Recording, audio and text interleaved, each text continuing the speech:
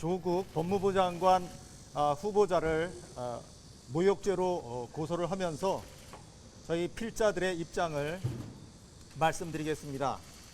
법무부 장관 후보자 겸 서울대 법학전문대학원 교수 조국 씨를 고소합니다. 반일 종족주의의 필자 6인은 2019년 8월 20일 전 청와대 민정수석이자 현 법무부 장관 후보자인 조국 서울대학교 법학전문대학원 교수를 모욕죄로 고소합니다.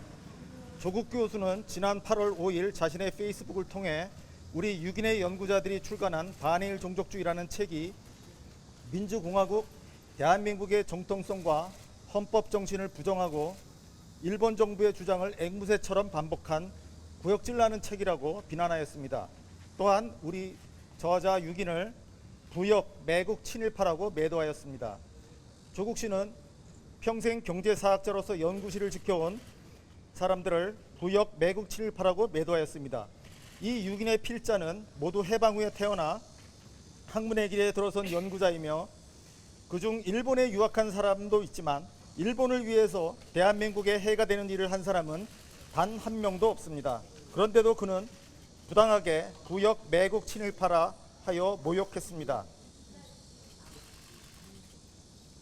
조국 씨는 반일 종족주의 책이 대한민국의 헌법 정신을 부정했다고 비난하였습니다.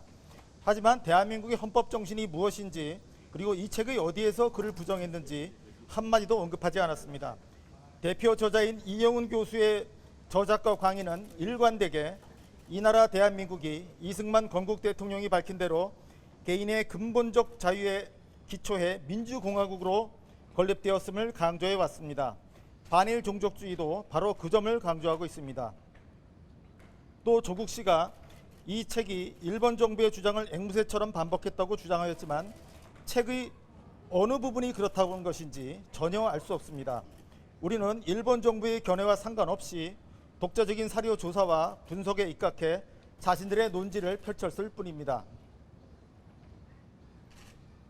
조국 씨는 책은 읽지도 않고 한국일보의 한 칼럼을 인용해서 필자들이 일제 식민지배 기간에 강제 동원과 식량 수탈, 위안부 성노예화 등 반인권적, 반인륜적 만행이 없었으며 많은 젊은이들이 돈을 쫓아 조선보다 앞선 일본에 대한 로망을 자발적으로 실행했을 뿐이라 썼으며 을사오적을 변명했다고 비난했습니다.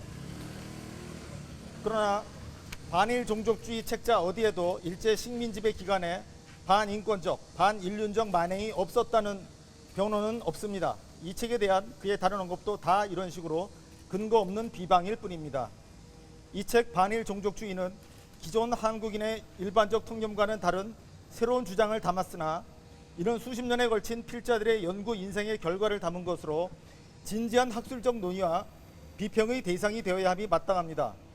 그럼에도 조국 씨는 아무런 근거 없이 이 책을 구역질난다고 비방하고 필자들을 부역, 매국, 친일파로 매도하여 학자로서의 명예를 크게 훼손하고 인격을 심히 모독했습니다.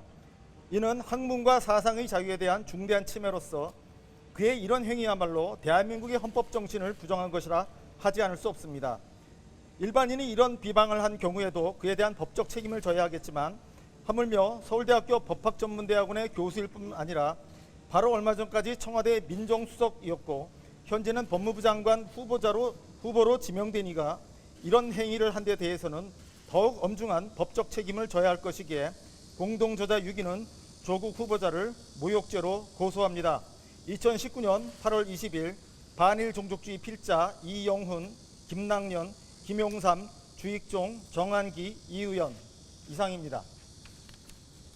보셨나요? 증언을 직접 들어보셨나요? 그때 어떤 생각 드셨나요?